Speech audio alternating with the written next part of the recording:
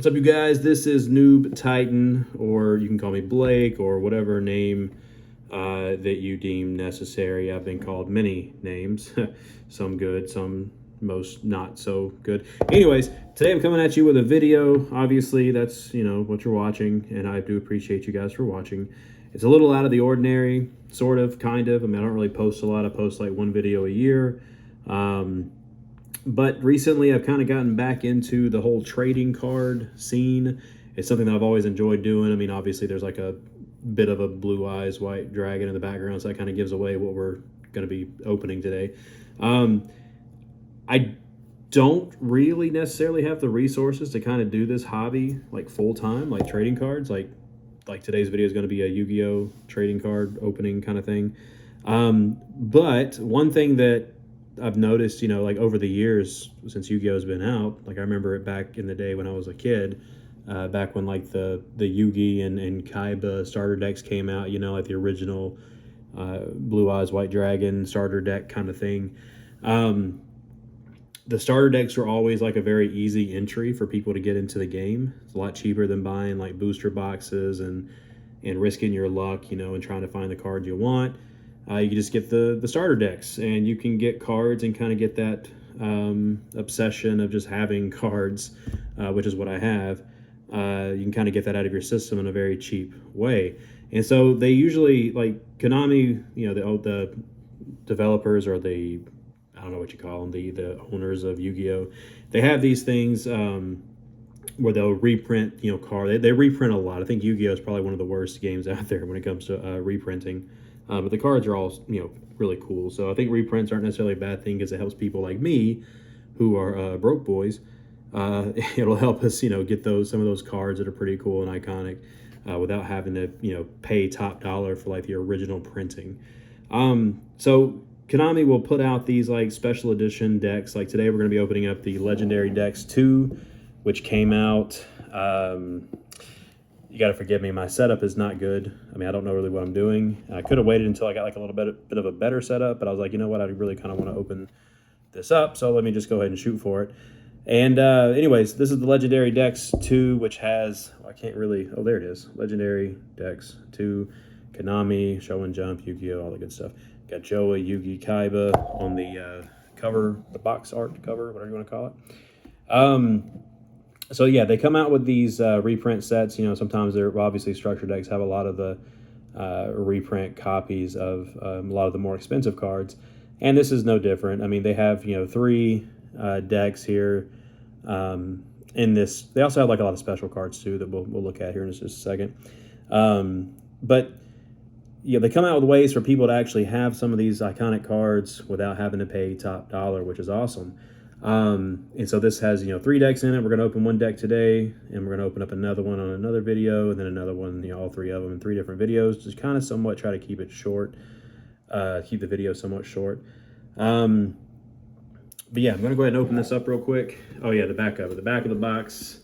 The back of the box has Exodia, the Forbidden One, Blue Eyes White Dragon, Red Eyes Black Dragon, rebuilt in the modern dueling era. Not really. I don't think these decks are competitive at all. They come with the 3 Egyptian God cards. They come with some other little special cards, which we will get into.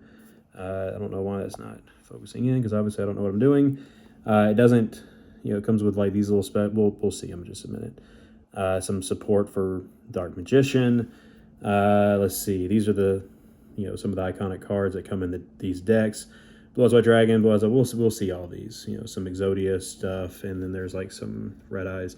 Honestly, I think Joey's deck is probably my favorite. These are not zoomed in, but Anyways, I'm going to go ahead and open this up real quick, if I can, real quickly. I don't know how to edit all that well, so you guys are going to hear me struggle over here with trying to get these open. And we'll get started opening up one of these decks here. Again, I really wish I was kind of in a position to be able to just buy booster boxes and just kind of enjoy opening the packs like you see some of your favorite streamers do, or favorite content creators and streamers do. Obviously, Ruxin34 is amazing at it. They're Simply Unlucky, Team Samurai X, Rhymestyle, all these other guys out there that are just killing it when it comes to opening up cards. So we're going to go ahead and open this up. I don't really have a lot of space over here. Got to get a better recording setup. going. Oh, almost dropped and lost our stuff there. So this is the inside of the box. If I can get it in there.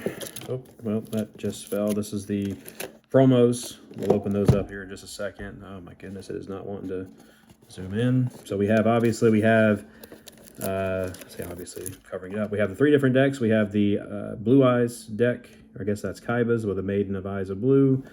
We have the Slifer of the Sky Dragon, which I'm assuming that's where the God cards are. And then we have the Blackstone of the Legend. So today we're going to focus on, let's do Yugi's deck first. So we're going to open this bad boy up and see what all's in here. So they come neatly packaged, which is pretty cool. I mean, you guys know way more. If you're watching this video and you're into Yu-Gi-Oh, you know way more about Yu-Gi-Oh nowadays than I do. I know the original, way back in the day because I'm old. The original game, which was pretty awesome. The game has changed a lot since 20. I'm not going to tell you when. But obviously, I made mention of the original Yu-Gi-Oh, the Yugi and Kaiba deck. I played for a few years after that, but not much. Not much into the whole modern format. I think I stopped before. I think right as synchros were a thing. Forgive my hairy hands and untrimmed hands. I'm not a hand model, you know what I'm saying? So anyways, so we have our deck here, various different cards. So this is the Yugi deck. I think the God cards, I don't think they're part of the deck. They may be. I don't think they are. They might be, though. But yes, we have our Slifer, the Sky Dragon. Kind of wish my camera, there we go. It'll probably go in and out of focus. Slifer the Sky Dragon, which is an iconic card. Very cool. Actually, this is probably the first set of God cards I've ever owned, I believe. There are these guys. You guys probably know what these things do. Requires 3 tributes to normal summon. Cannot be normal set. This card's normal summon cannot be negated. When normal summon, cards and effects cannot be activated. There's a lot of words here, which I think is kind of normal for Yu-Gi-Oh nowadays. Once per turn during the end phase, if this card was special summon, send it to the graveyard. This card gains 1,000 attack and defense for each card in your hand. If a monster is normal summoned, let's see, monster is normal summoned. I lost my train of thought there because my phone had a notification. If it's normal summon, search summon for your opponent's field face up in attack position. That monster loses 2,000 attack. And then if its attack has been reduced to 0, as a result, destroy it. So that's pretty cool. So 3 tributes to summon. I think that's all standard for all God cards. Normal summon cannot be negated. And if a special summon, send it to the graveyard. Gain of 1,000 attack for each card in your hand. And your opponent's face-up monsters. What was that? It's a freaking fruit fly. Everything's going wrong today. Yeah, anyways, you guys see the cards. Pretty cool. Obelisk the Tormentor. What is this? I think this is like a Kaiba card, right? I don't know. Obelisk Tormentor. It looks freaking awesome. Again, with the 3 tributes to normal summon. Cannot be negated. When normal summon, cards and effects cannot be activated. Cannot be targeted by spell, traps, or effect cards. Once per turn during the end phase, if this card was special summoned, sent it to the graveyard. You contribute 2 monsters. Destroy all monsters your opponent controls. And this card cannot declare an attack the turn this effect is active. So basically, it comes with like a built-in Regeki, which is pretty cool. The Winged Dragon of Ra. This is the one that I don't think I liked as much. I think it's pretty powerful. Has a lot of support, from my understanding, in the current game. It looks awesome. I like it, but it's not my favorite of the 3. Cannot be special summoned. Is that the only one that cannot be special summoned? I think it is. Requires 3 tributes to normal summon. Cards normal summon cannot be negated. When it's normal summon, other cards and effects cannot be activated. When this card is normal summon, you can. There's so many like redundant. Or when this card is normal summon, when this card is normal summon, when this card is normal summon. Other card and effects cannot be activated. When this card is normal summon, you can pay life points so that you only have 100 left. This card gains attack and defense equal to the amount of life points paid. You can pay 1,000 life points, then target 1 monster in the field, destroy that card. Okay, that's pretty cool. Yeah, Winged Dragon of Ra, another awesome card. I just realized that their tribute is divine. That's pretty cool. All right. Okay, so I think this actually gets into the actual Yugi part of the deck here. And you guys have probably already opened these. You probably already own this. I mean, this is like about a year or two old now. But it's pretty awesome. Just not getting back into it. And the best way for me to get back into the game is just to get the starter decks, or the structure decks now, I guess what they're called, or the legendary editions. They're cheaper and they come with some pretty cool looking cards. And I don't really care about the value, not yet. I'm not really at that stage just yet. But anyways, legendary Exodia Incarnate cannot be normal summoned or set. Must be special summoned from your hand by attributing one Forbidden One monster, and cannot be special summoned by any other way. This card gains 1,000 attack for each Forbidden One monsters in your graveyard. Unaffected by other card effects. Once per turn during your end phase, add one Forbidden One monster from your graveyard to your hand. Excuse me. When this card is destroyed by battle and sent to the graveyard, you can reveal any number of Forbidden One monsters in your hand. If you do, draw one card each. Holy crap. Alright, so I guess this kind of works in the way of getting your Exodia pieces in the graveyard, making him stronger, and then you can kind of get him back out of the graveyard using him. Setting up your win con, I guess. That's pretty cool. I like the way it looks. Ties of the Brethren. Pay 2,000 life points, then target one level 4 or lower monster you control. For the rest of your turn, after this card resolves, you cannot special summon monsters. Also special summon 2 monsters from your deck with the same type, attribute, and level as that monster, but with different names from each other. And that monster, you cannot conduct your battle phase. Okay, so I guess this could help get, I guess, other Exodia pieces out. Obliterate. Continuous trap. I like the way it looks. It's just pretty cool. We're not going to go through and read all of these, but some of them, because we are running out of time here. You can target one monster on the field, send one Forbidden One monster or Exodia card from your hand or deck to the graveyard, and if you do, return that target to the hand. If this card is sent from the spell and trap zone to the graveyard, you can target one Forbidden One monster or Exodia in your graveyard.